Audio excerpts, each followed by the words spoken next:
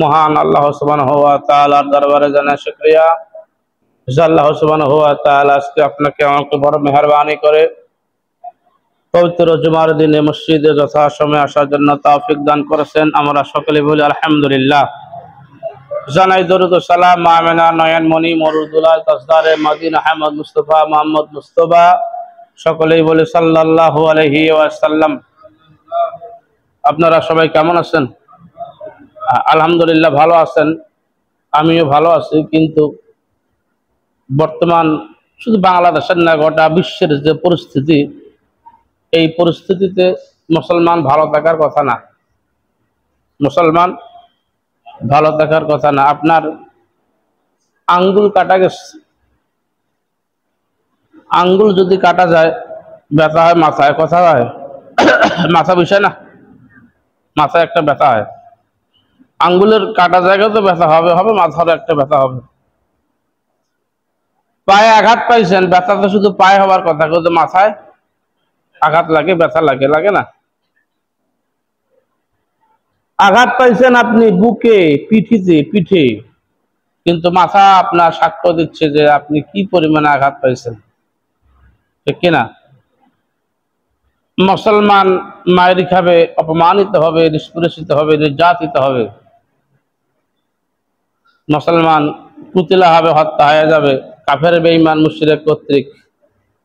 প্রকৃত মুসলমান যা হবে এদের সহ্য হবে না। এই বাবা, এই তোমরা একটা কাজ করো, এই বাবা গামজাম করবা, বাইরে 10 মিনিট টাইম দিলাম, যা করার আছে করে নিয়ে আসলে যাও, লড়াচড়া করে নিয়ে আসো এখানে।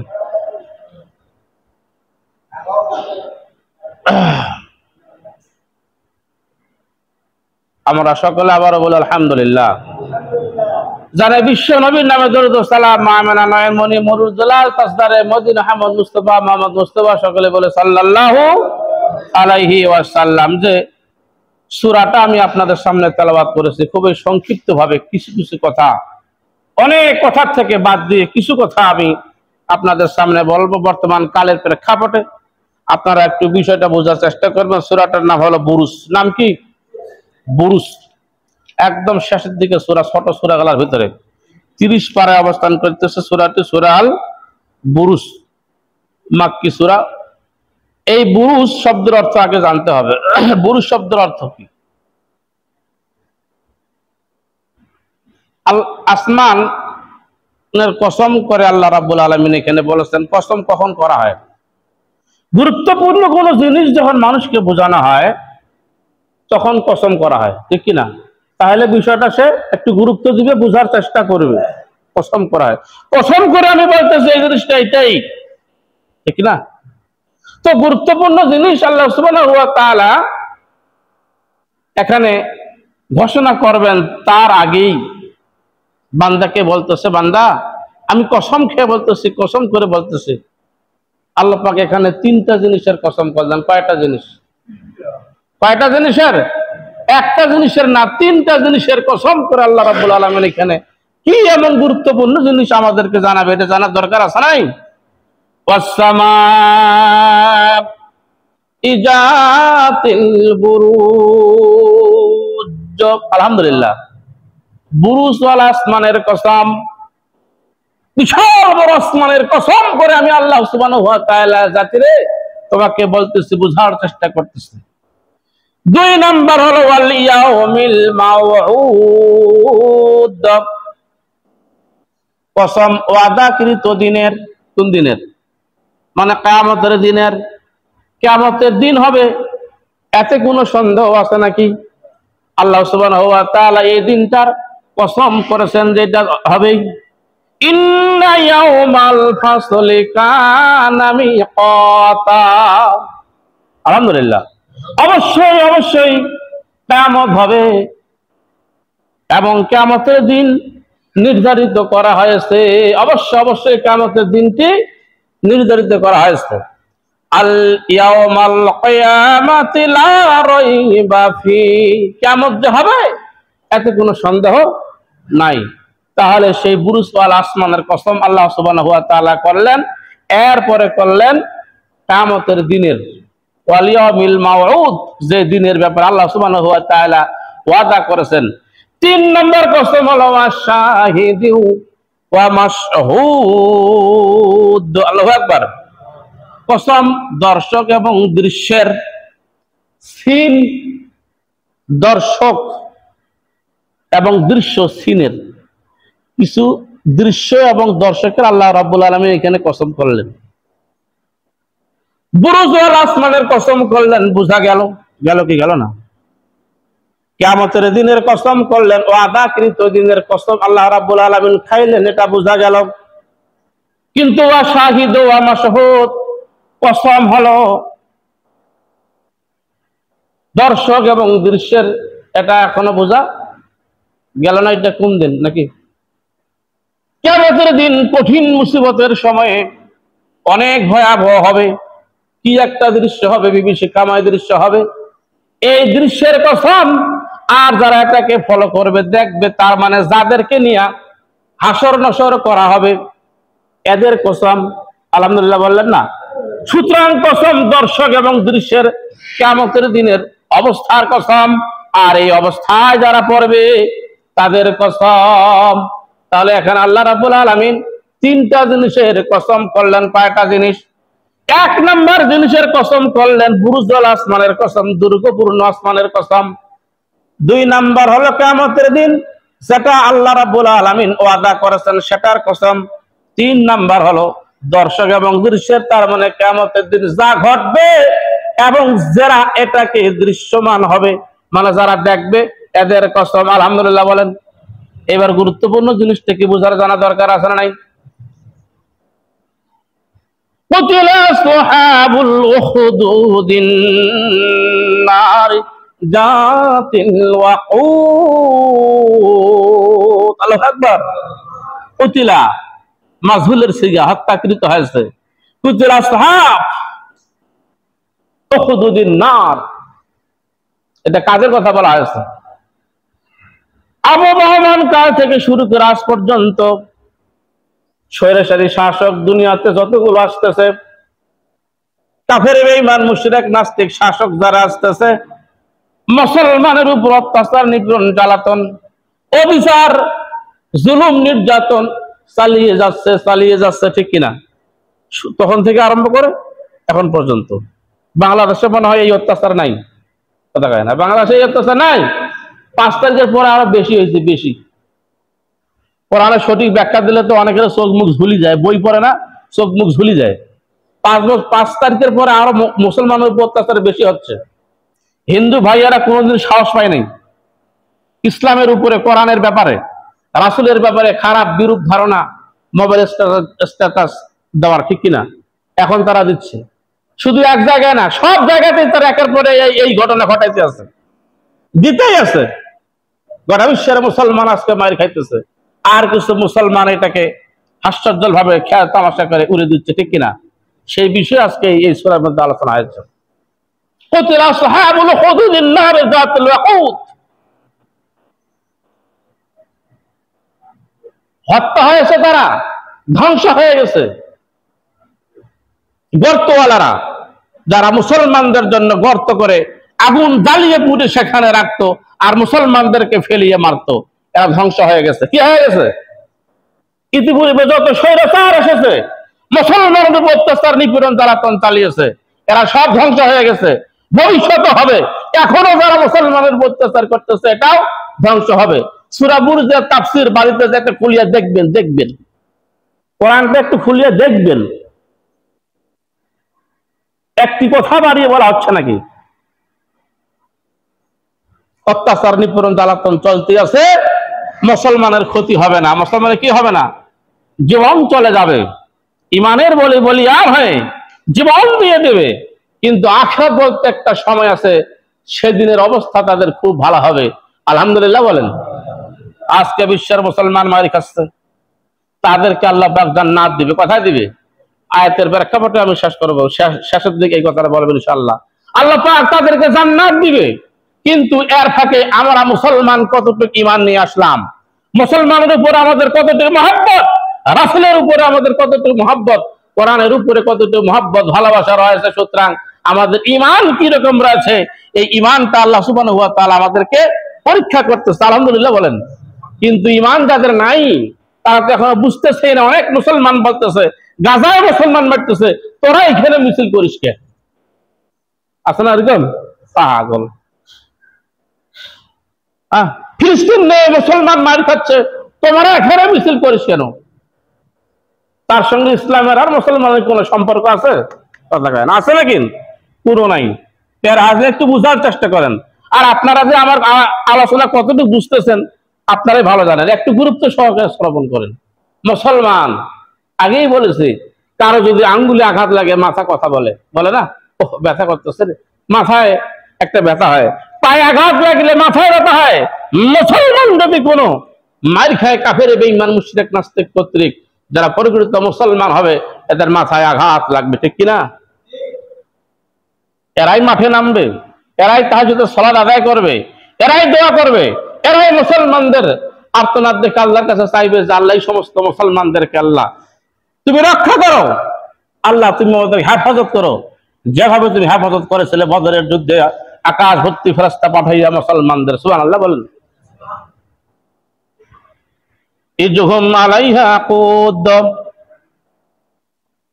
মুসলমানদেরকে যখন মেরেছিল কিছু সংখ্যক লোক গর্তের চতুর্দিকে তারা বসেছিল, তারা দেখেছিল এবং আনন্দ উপভোগ করেছিল। ইজহুম আলাইহা কুউদ, তারা সেখানে বসেছিল এবং আনন্দ উপভোগ করেছিল। এখনো পৃথিবীর কিছু কিছু মানুষ, শুধু মুসলমান এবং অন্যান্য জাতি না, শুধু মুসলমানই না, অন্যান্য জাতি একটা হাত তালি দিচ্ছে, এটার পক্ষে হচ্ছে, তারাও চাইতেছে মুসলমান ধ্বংস হয়ে যাক, ঠিক কিনা? যারা এই কাজটা করে আর যারা সাপোর্ট করে, ইজহুম আলাইহা কুউদ,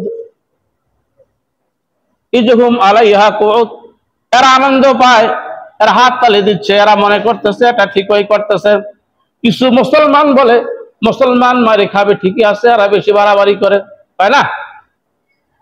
আর বাংলাদেশের মুসলমান যারা ইসলাম প্রতিষ্ঠিত করার জন্য রাস্তায় নামে, যারা ছিল ইতিপূর্বে, অনেকেই বলেছে যে এরা তো রাজনীতি করিবার গেছে, এই জন্য মার খেয়েছে, এরা তো মার খাবেই। আমরা নামাজ পড়ি, রোজা রাখি, হ্যাঁ, আমরা তো দল করি না, মসজিদে যাই আর আসি। অন্য দল করে, ফের অন্য দল কি ঠিকই করে, কিন্তু আসল কথা কয় না। আমাক তো মাইর ডাং করে না, ওরা মার খায়, ওদের লব বেশি, ওদের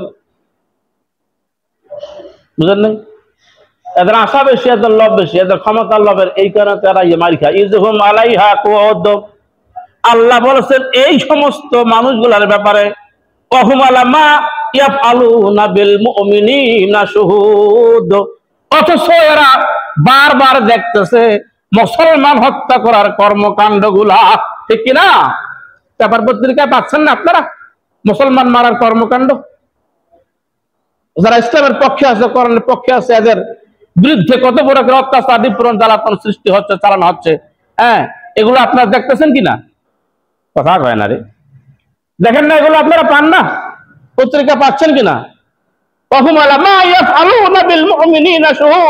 মুমিনদের উপরে কি রকম আচরণ করা হচ্ছে এরা প্রত্যক্ষদর্শী, এরা দেখতেছে। এরপর ইজহুম আলাইহা কুউদ, এরা চুপ করে বসে আছে, এরা কোনো কথাই বলতেছে না, বরং এরা আনন্দ পাচ্ছে। নামাজ পড়ার হুজুর, খতম তারাবি হুজুর, খতম তারাবি পড়ব, সওয়াব পাবো হুজুর, সওয়াব। এক খতম কোরআন পড়ান হুজুর, কোরআনের আয়াতের মধ্যে কি বলা হয়েছে এটা জানলি না বেটা একবারও, আর শুনিয়া সওয়াব কামাই করিয়া চলে যাব, এগুলো মাসালা পাইছেন কোথায়? অর্থ বোঝার চেষ্টা করেন। এই সূরাটা অনেক ইমাম সাহেব মসজিদে তেলাওয়াত করে না, কিন্তু অর্থ কি সেখানে আছে আমরা আজও চেষ্টা করি না বোঝানোর জন্য। আহারে, আজকে কোরআন না পড়ে মুসলমান অবস্থা কি হয়ে গেল। ওয়াহুম আলা মা ইয়াফআলুনা বিল মুমিনিনা শুহুদ, প্রত্যক্ষদর্শী তুমি দেখতেছো পৃথিবীর মুসলমানদের অবস্থা, তোমার জানার পরেও তোমার কি একবারও কলিজা কাঁপে না মুসলমান, যে এক মুসলমান আরেক মুসলমানদেরকে কাফের বেঈমান মুশরিকরা কিভাবে হত্যা করতেছে, কিভাবে মারতেছে, ইসলামকে দূরে সরানোর জন্য কি রকমের তারা প্রচেষ্টা চালাচ্ছে। তুমি মুসলমান এখনো ঘরে বসে আছো, তোমার কি কোনো চিন্তা ভাবনা হয় না? ওয়ামা নাকাবু মিনহুম ইল্লা ইউমিনু বিল্লাহিল আজিজিল হামিদ, এদের একটা দোষ আছে, মুসলমানের একটা দোষ আছে, প্রশ্ন থাকে যারা কেন এরা মাইর খাচ্ছে, প্রশ্ন থাকে না? এদের একটা দোষ আছে, ওয়ামা নাকামু মিনহুম ইল্লা ইউমিনু বিল্লাহিল আজিজিল হামিদ। এরা মহান আল্লাহ সুবহানাহু ওয়া তাআলাকে না দেখিয়া ঈমান আনয়ন করেছে, আজিজুল হামিদের উপরে এরা বিশ্বাস স্থাপন করেছে, আল্লাহকে এরা ঈমান আনয়ন করেছে, আল্লাহকে এরা মালিক বলে ঘোষণা করেছে, আল্লাহকে এরা আইনদাতা বিচারদাতা বলে ঘোষণা করেছে। ওয়ামা নাকামু মিনহুম ইল্লা ইউমিনু বিল্লাহিল আজিজুল হামিদ। এই দোষটার কারণেই কাফের, বেঈমান, মুশরিক, নাস্তিকেরা তাদের উপর অত্যাচার নিপীড়ন চালাচ্ছে। আজও দেখা যাচ্ছে যারা ইসলামের পক্ষে কথা বলে এদেরকে যখন ফাঁসির মঞ্চে তোলা হয়, এদেরকে বলা হয় তুমি তোমার দিনকে ত্যাগ করো, যেই দল করো তুমি সেই দল থাকিয়া তুমি চলে আসো আমাদের দল করো, তাহলে তোমাকে সাধারণ ঘোষণা করা হবে, তোমাকে মুক্তি দান করা হবে। বলে কি বলে না?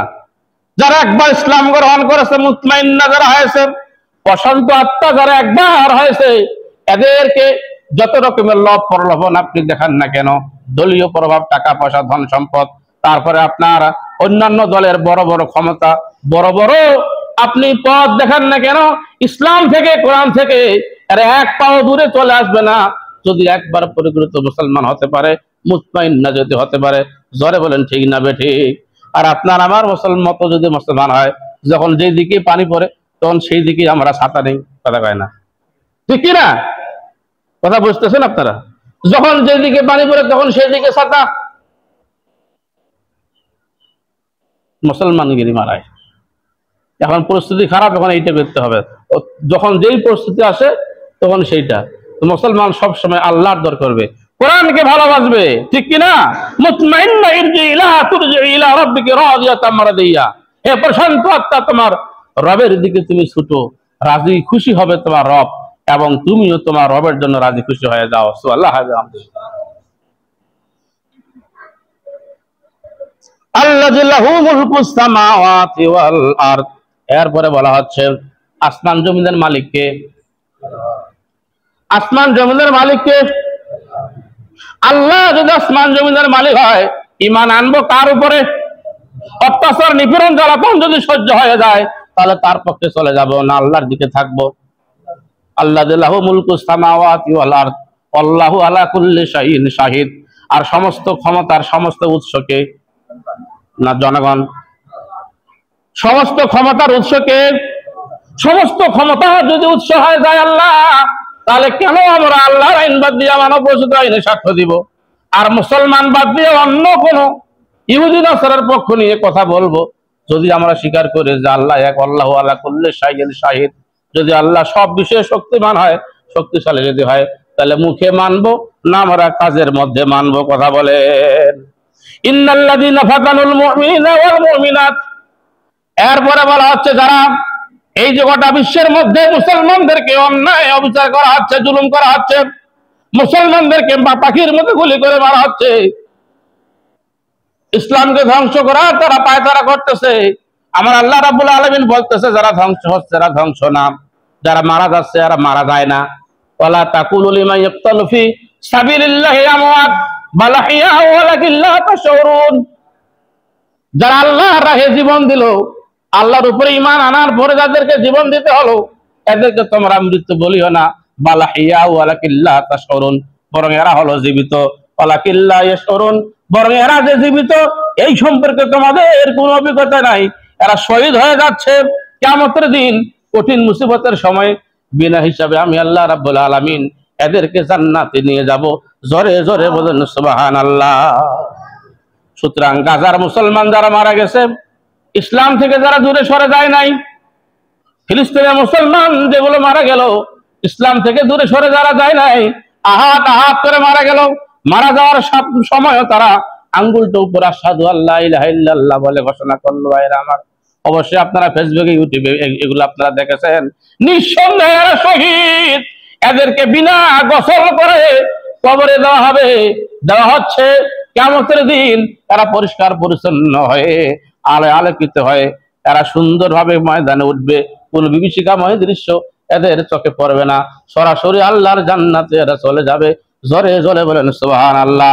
আর যারা এদেরকে হত্যা করলো, এদেরকে যারা মারলো, এদের বিরুদ্ধে যারা পক্ষ অবলম্বন করলো, ইন্নাল্লাযীনা ফাতানুল মুমিনিনা ওয়াল মুমিনাত, অবশ্যই যারা মুমিন নারী এবং পুরুষের উপরে অত্যাচার নিপীড়ন চালাইলো, লাম ইয়াতুবু, অতঃপর তওবা করলো না, ফালাহুম আযাবু জাহান্নাম, তাদের জন্য জাহান্নামের আযাব প্রস্তুত করা হয়েছে, ফালাহুম আযাবুল হারিক, এবং সেখানে রয়েছে জ্বালানো পোড়ানোর শাস্তি।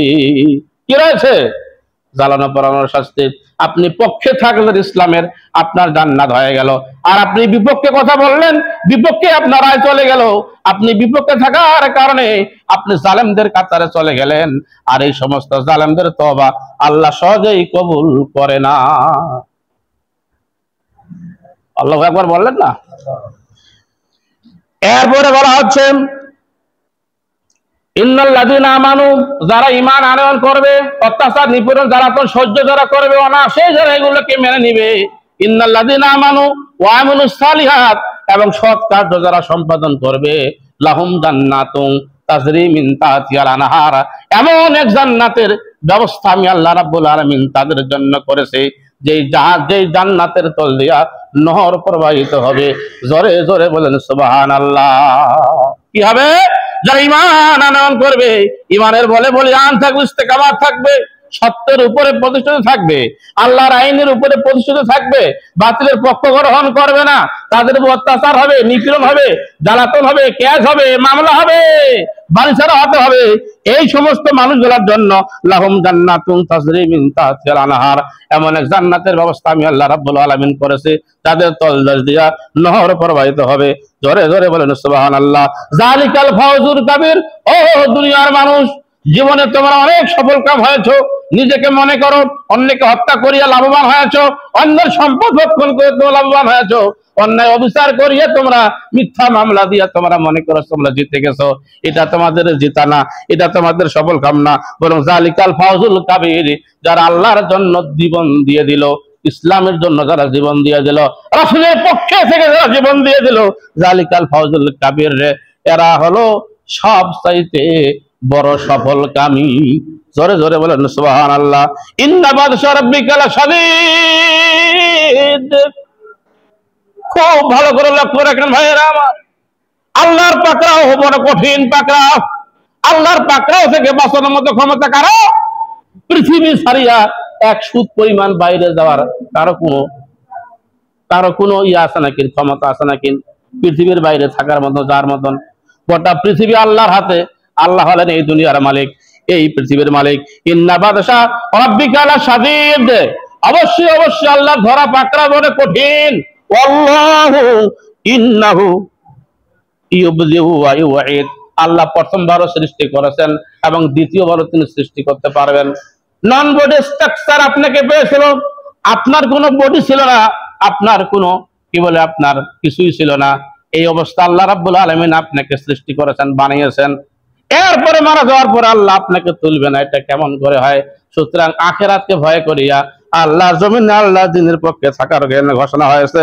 ওয়াল গফুরুল ওয়াদুদ, আর আল্লাহ হলেন ক্ষমাশীল। জোরে জোরে বলেন সুবহানাল্লাহ। সংক্ষেপ বলতেছে আল্লাহ ফাআলুল লিমা ইউরিদ, যখন যা খুশি তখন তাই করতে পারেন। বড় বড় ক্ষমতাসীন যারা ছিল এরাও চলে গেছে, পালিয়ে গেছে, যায় নাই? গেছে কি গেছে না? বড় বড় ক্ষমতাসীন যারা ছিল এরাও চলে গেছে, পালিয়ে গেছে। এই কথা বললে যারা আওয়ামী লীগ করছিল এরা মনে করে যে হামাক দেখি দেখি ওয়াজ করছে।